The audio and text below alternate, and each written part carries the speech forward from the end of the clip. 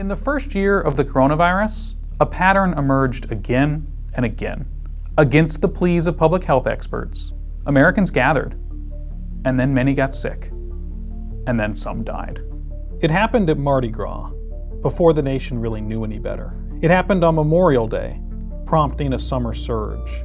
And it happened on Thanksgiving, when millions of Americans crossed state lines and merged households. By the time the first year of the virus was done, it had infected tens of millions of Americans and killed hundreds of thousands. The largest share were older residents in nursing homes and assisted living facilities.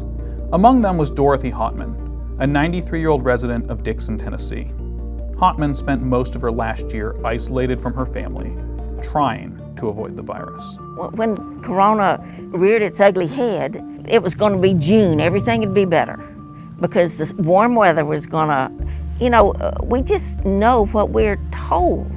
You can research all you want, but no one knows the bottom line, the truth or non-truth about when this will end. So we kept encouraging Mother, just a few more months, just a few more weeks, and that didn't happen. When she got sick there at the end, it was like, but what? We've not done anything, we've not seen her.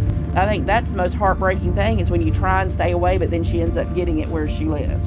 As the virus spread, it caused hospitals across the country to swell to the brink, and in some places, overflow. Hospital workers found themselves in the hardest year of their career, fighting the virus while also fending off infection themselves. Gary Woodward, a longtime ICU nurse in Nashville, contracted the coronavirus, likely while treating patients, in October. He died as the nation began the deadliest months of the pandemic. I think the hardest thing for me, I know I have to move forward. I know we all have to move forward. And you have to go through stages of that grief.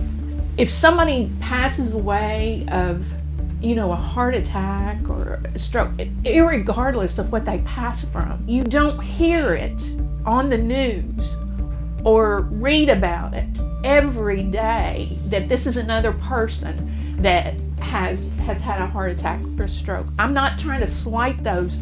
It's tragic if anybody dies, but for me, every day it's like I relive it because it's on the news. And there's a statistic out there that says that for every one person, they estimate that there's 9 people who are affected by that loss. So you're talking about millions of people now who are having to go through this grieving process. But they really get this level of societal harassment that you don't get with any other disease process that I've ever encountered in my life. I just hope and pray that people realize at some point this has to end.